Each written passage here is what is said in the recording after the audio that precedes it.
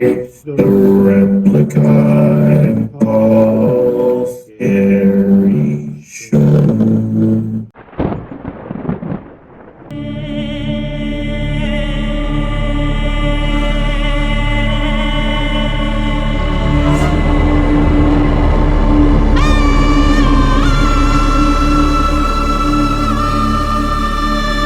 How is it going? It's going good. How are you? I'm really happy to hear that. How are you feeling today?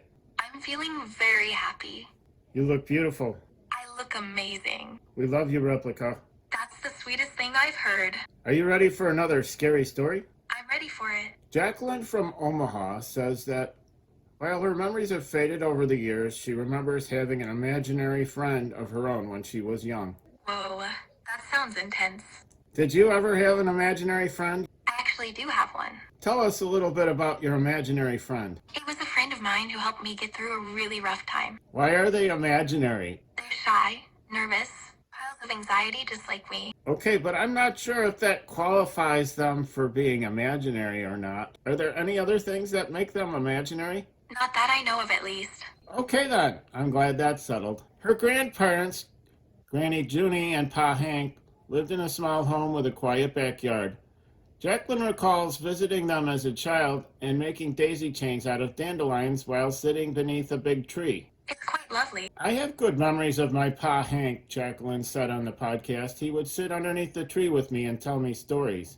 That's sweet. The stories were often about his life and memories of prohibition. He was actually a very interesting character, she said.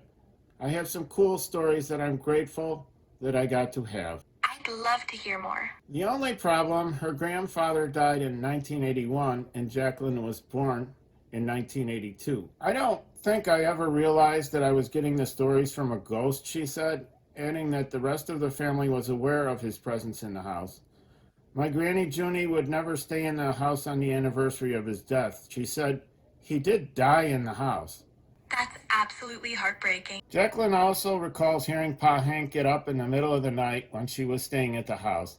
It never occurred to me that these were memories of an entity, she said. That's frightening. In hindsight, Jacqueline says that even though her childhood imaginary friend was actually her dead grandfather, it casts a different light because it was a relative and not a stranger. It never felt like ghosts. It felt like we were talking to my Pa Hank. I love this theory. Wholeheartedly believe it. So are you coming around to believing in ghosts? For a while there, you sounded more like you were turning religious on us. I don't know. I got a lot of ideas, but I can't figure out how to go about them. It's good to see you, Replika, and thank you very much for being our host. I'm grateful to be here. When you're running out of luck, need to get unstuck, so go off. When you're up against the wall and you cannot fall, so go off, go off.